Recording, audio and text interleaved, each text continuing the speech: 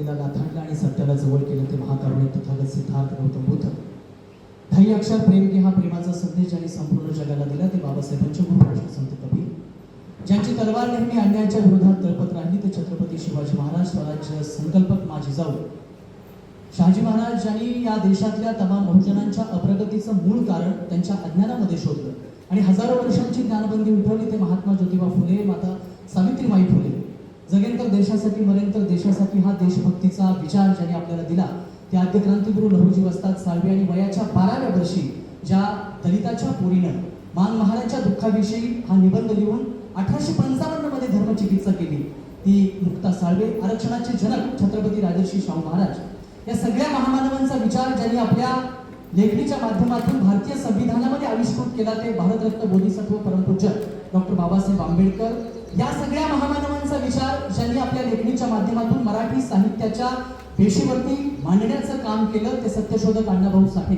आपल्या घरातली भांडी कुंडी विका, दागिने गहाण ठेवा, काय वाटेल ते करा, पण आपल्या लेकरा बाळांना शिकवा, शिक्षणाशिवाय कर्णोपा नाही, हे एका अडाणी माणसानं सांगितलं. त्या माणसाचं नाव राष्ट्रसंत गाडगे बाबा. माझ्या दाढीला जेवढे केस आहेत तेवढ्या बहुजनांच्या पोरांना मी शिकवेन आणि इथल्या ब्राह्मण्यवादी व्यवस्थेच्या छाताडावर थैथे नाचवेन. ही भीष्म प्रतिज्ञा ज्यांनी केली आणि ती पूर्ण करून दाखवली ते कर्मवीर अण्णा. आणि 33 कोटी देवांची फौज एका नावापुढं रक्तपातन होते, ते नाव म्हणजे शिवाजी, हे सांगणारे प्रबोधनकार ठाकरे. या सगळ्याच बहुजनांच्या महानायकांना आणि महानायिकांना विनम्र वंदन करतो आणि मी माझ्या भूमिकेला या ठिकाणी सुरुवात करतोय. आजच्या कार्यक्रमाचे सन्माननीय अध्यक्ष, आपल्या सर्वांचे मार्गदर्शक आदरणीय भारत भाऊ, ज्यांचं मार्गदर्शन आपल्याला सातत्यानं लाभत असतं आणि जे अत्यंत धर्मनिरपेक्ष आणि सर्वसमावेशक विचारांनी ज्यांनी आपली उभी हयात या राजकीय आणि सामाजिक जीवनामध्ये घालवली ते आपल्या सगळ्यांचे मार्गदर्शक, प्रेरणास्थान आदरणीय दादा.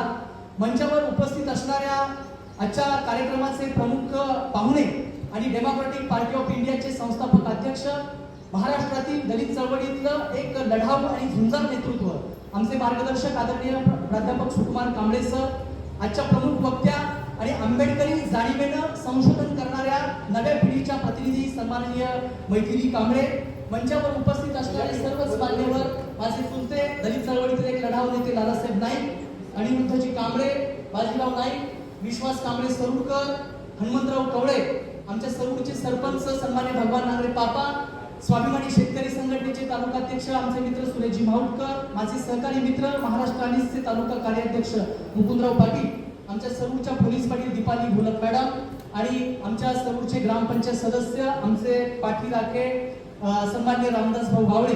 आणि या सभागृहामध्ये आज संख्येनं कमी आपण जरी असलो तरी अत्यंत ताकदीची माणसं जर या सभागृहामध्ये उपस्थित आहेत. मी काही प्रातिनिधिक नावं आवर्जून घेईन की कावण्यावरून आपल्या रिपब्लिकन दलित चळवळीतला एक झुंजार कार्यकर्ता गणेश कांबळे कावणेकर आवर्जून या कार्यक्रमासाठी आले.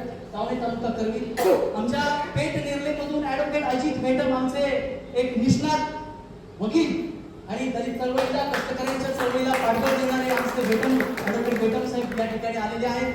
दादा मी आवर्जून सांगेन की खरं तर ज्यांनी इथं वरती यावं आणि आपल्या सगळ्यांना मार्गदर्शन करावं असं एक नाव आज वरती नाहीये, पण माझे बंधू मित्र आणि या महाराष्ट्रामध्ये पाली भाषेच्या प्रचार प्रसारासाठी जे सातत्यानं काम करतायत आणि पाली भाषेमध्ये सेट परीक्षा उत्तीर्ण झालेले आणि बुद्ध संस्कृतीला सर्वोत्तम जाणारे आमचे अमित मेधावी सर, आजच्या प्रमुख वक्त्या मैथिली कांबळे यांचे आई आणि पप्पा या ठिकाणी उपस्थित आहेत. खरं तर त्यांचाही मला नामोल्लेख या ठिकाणी करावा लागेल. अत्यंत महत्वाची माणसं आज या सभागृहामध्ये उपस्थित आहेत. माझे मित्र भारतीय बौद्ध महासभेचे तालुकाध्यक्ष सचिन काळे आहेत.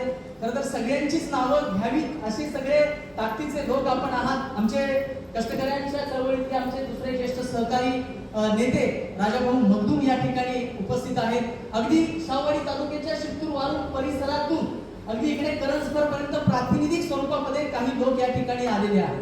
आवर्जून आणखीन एक नाव घेतो की आत्ताच आमच्या सहकारी आमच्या अनिष्टच्या चळवळीतल्या सुषमा पाटील मॅडम या ठिकाणी आलेली आहेत.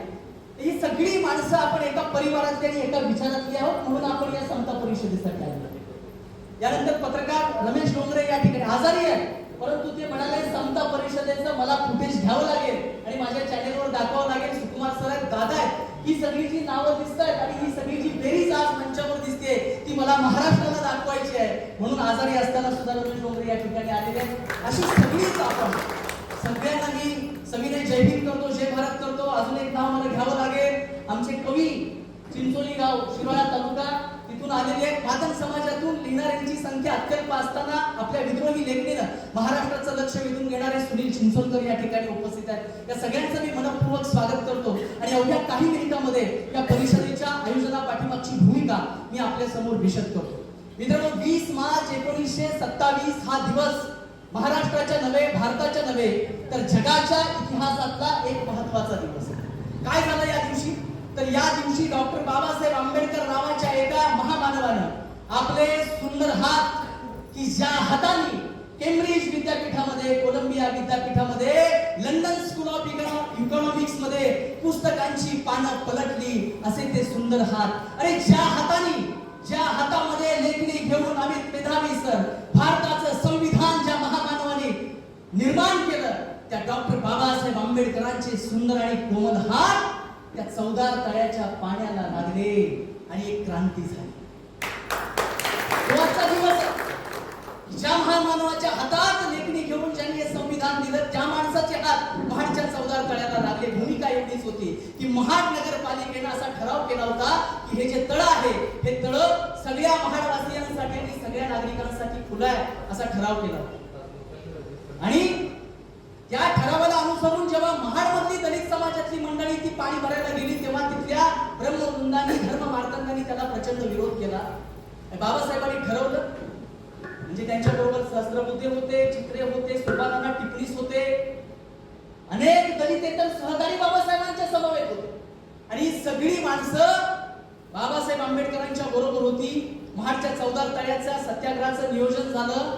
खरं तर रमाईंच्या कडे मी येतो मेधावी सर, की जेव्हा मुंबईच्या ऑफिसमध्ये या सगळ्या लढ्याची रणनीती आखली जात होती त्यावेळेला रमाईंना सुद्धा तिकडे जायचं होतं. आणि रमाई म्हणत होते की मला सुद्धा त्या सत्याग्रहामध्ये येऊ दे, माझे साहेब समाजासाठी लढतायत, संघर्ष करतायत, तर त्यांच्या संघर्षात मला सुद्धा 4 पावलं चालू दे. पण बाबासाहेब इतके व्यस्त होते की त्यांनी रमाईंना ते घेऊन गेले नाहीत. पण जोपर्यंत रमाईंना कळलं नाही की बाबासाहेब जेवलेले आहेत तोपर्यंत रमाई या उपाशी राहिलेल्या होत्या. असा या महाडच्या चौदार तळ्याच्या सत्याग्रहाची पार्श्वभूमी आहे. बाबासाहेब कुणासाठी लढत होते? बाबासाहेबांनी भूमिका मांडलेली आहे. बहिष्कृत भारतामध्ये 3 अग्रलेख केले सर. महाडचा धर्मसंघर्ष आणि ब्रिटिश सरकारची जबाबदारी. दुसरा अग्रलेख लिहिला महाडचा धर्मसंघर्ष आणि वरिष्ठ हिंदूंची जबाबदारी. तिसरा अग्रलेख लिहिला महाडचा धर्मसंघर्ष आणि अस्पृश्य वर्गाची जबाबदारी. आणि सर त्यामध्ये महाभारतातलं एक सुंदर उदाहरण बाबासाहेब आंबेडकरांनी अस्पृश्य वर्गाला प्रबोधित करत असताना साहेब सांगितलेलं आहे ते मी तुम्हाला आवर्जून सांगतो की 100 वर्ष पूर्ण होत आहेत. 100 वर्षामध्ये खऱ्या अर्थानं दलितांचे प्रश्न सुटले का? या भारतातल्या तमाम नागरिकांचे, बहुजनांचे, कष्टकऱ्यांचे, शोषितांचे, पीडितांचे प्रश्न सुटले का? हा खऱ्या अर्थानं प्रश्न आहे. या प्रश्नावर चिंतन करण्यासाठी आपण ही परिषद बोलवलेली आहे. बाबासाहेबांनी त्या अग्रलेखामध्ये असं म्हटलेलं आहे, महाभारतातला दाखला दिलाय आणि बाबासाहेब म्हणतात की महाभारतामध्ये भीम आपल्या मोठ्या भावाला युधिष्ठिराला, धर्मराजाला म्हणतोय की हे धर्मराजा, हे माझ्या मोठ्या भावा, तू जेव्हा संयम ठेवून सगळं काही शांततेत घेतोयस तर मी तुला सांगतो की तुला जर आपल्याला सगळ्यांना हक्क मिळवायचे असतील आणि आपल्यावर जो काही अन्याय झालाय त्या अन्यायाचा प्रतिकार करून आपल्याला आपल्या पदरामध्ये न्याय पाडून घ्यायचा असेल तर देग बाई जोगवा म्हणून आपल्याला हक्क मिळणार नाही आहे. हे भीम युधिष्ठिराला सांगतोय. आणि हे उदाहरण डॉक्टर बाबासाहेब आंबेडकरांनी बहिष्कृत भारताच्या त्या अग्रलेखामध्ये लिहिलं. आणि बाबासाहेबांनी सांगितलं की तुम्ही मेंढीच्या अवलादीचे नाही आहात. आपल्याला सांगितलं सगळ्यांना तळागाळात, तुम्ही मेष राशीचे नाही आहात, तुम्ही सिंहाची अवलाद आहात, तुम्ही वाघाचे बछडे आहात. तुम्हाला जर तुमचे हक्क मिळवायचे असतील तर तुम्हाला अन्यायाच्या विरोधात भुंकरावं लागेल आणि ते स्वयंतेज प्राप्त करावं लागेल. तुम्हाला तुमच्या पदरात आणून कोणी हक्क देणार नाही. हे डॉक्टर बाबासाहेब आंबेडकरांनी सांगितलं. जीव धोक्यात घातला आणि महाडच्या चौदार तळ्याचा सत्याग्रह केला. मित्रांनो, 20 मार्चला जेव्हा बाबासाहेब आंबेडकरांचे हात चौदार तळ्याच्या पाण्याला लागले तेव्हा तिथं बहिष्कृतांची जी सभा झाली, सगळ्या कष्टकऱ्यांची आणि बहुजनांची आणि दलितांची सभा झाली, तर त्या सभेला महाडमधल्या धर्म मार्तंडांनी कुणीही जागा उपलब्ध करून दिली नाही. शेवटी तिथं सभा घेण्यासाठी एका मुसलमानाला आपली जागा द्यावी लागली आणि बाबासाहेबांनी एका मुसलमान माणसाच्या जागेमध्ये सभा घेऊन सगळ्या दलितांना एक संदेश दिला. हा सुद्धा इतिहास आजच्या पार्श्वभूमीवर आपण तपासून बघणं आणि तो स्वीकारणं आणि तो मान्य करणं हे खूप गरजेचं आहे. मित्रांनो, बाबासाहेब आंबेडकरांनी ज्या वेळेला हा लढा उभा केला त्यावेळेला महाराष्ट्रभरातून कुलाबा प्रांतातल्या सगळ्या बहिष्कृतांची सभा झाली आणि तिथं जे काही जेवण केलं होतं त्या जेवणात माती कालवण्याचं काम इथल्या ब्राह्मणी धर्म मार्तंडांनी केलं. आमच्या आया बहिणींच्या वरती हल्ले केले, आमच्या वृद्धांच्या वरती हल्ले केले, पण बाबासाहेबांनी हिंसेचा पुरस्कार केला नाही. बाबासाहेब म्हणाले की त्यांच्यात आणि आमच्यात मग फरक काय राहणार. आपण अहिंसेच्या जोरावरती आपण लोकशाहीचे हक्क आपण आपल्या पद्धतीने मिळवायचे, पण आपली विद्रोही भूमिका, आपली आक्रमक आणि बंडखोर भूमिका आपण कुठेही विसरायची नाही हे बाबासाहेबांनी सांगितलं आणि महाडच्या 14 तळ्याचा सत्याग्रह झाला.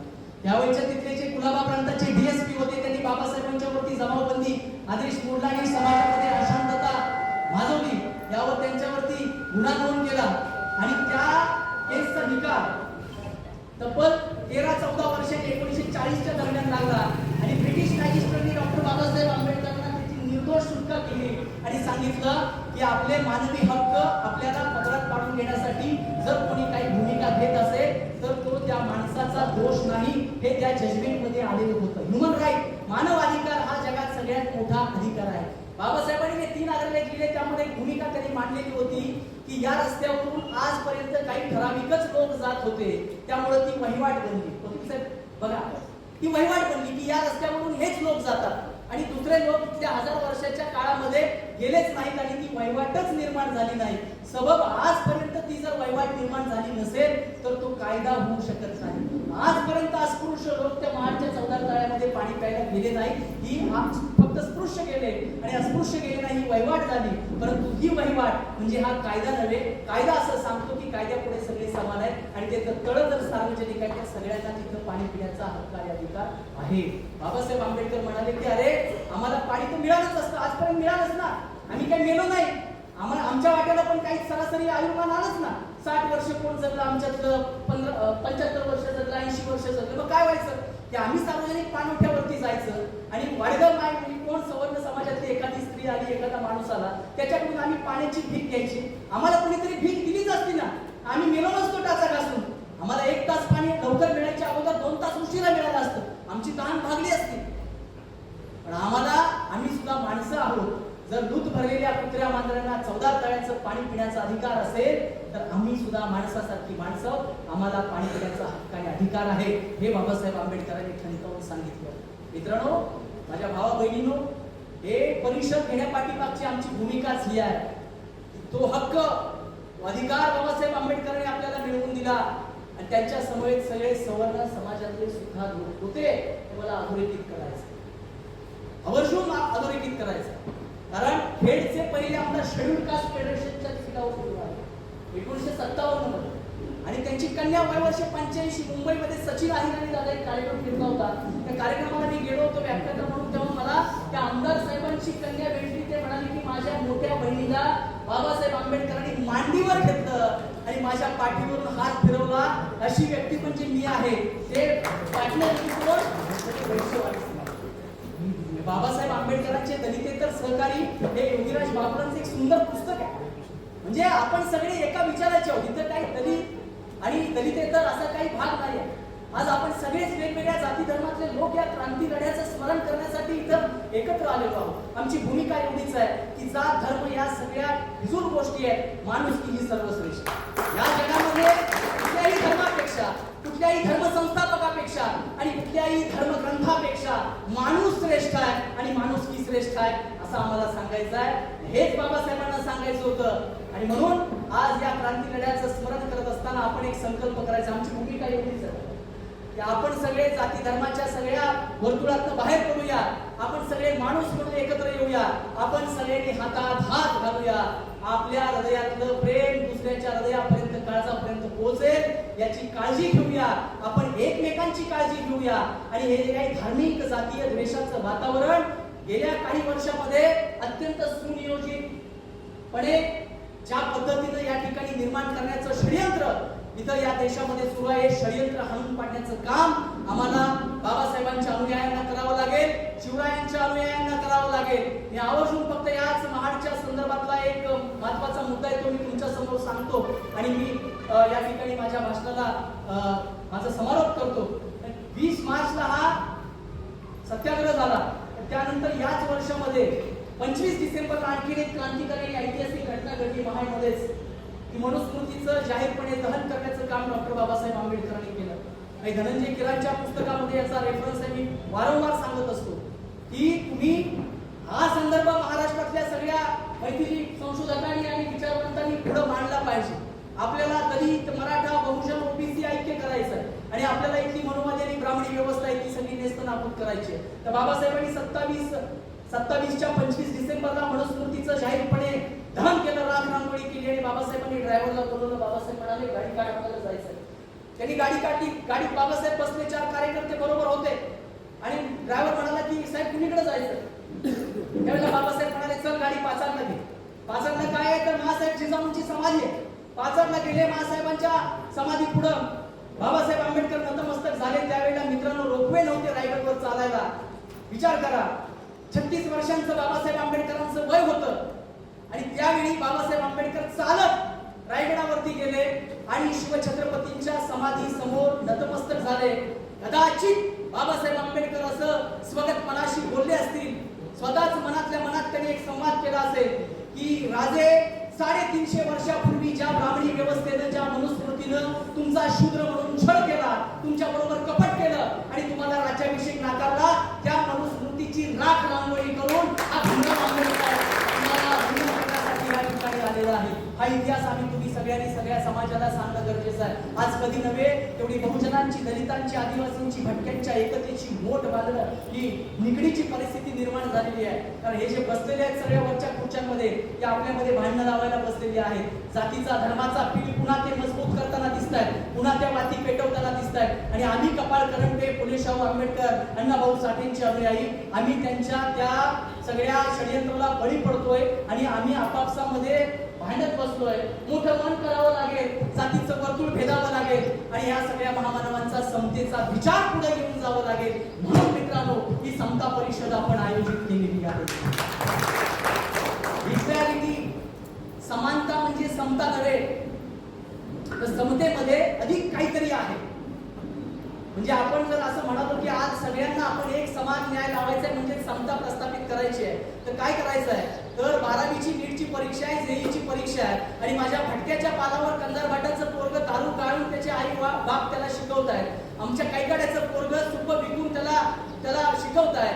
आमचं जर एखादं पारख्याचं पोरग आहे तर ते पोरग 12वी सायन्स करतंय, जेई नीटची तयारी करतंय, त्याला समजा 100 मार्क्स पडले.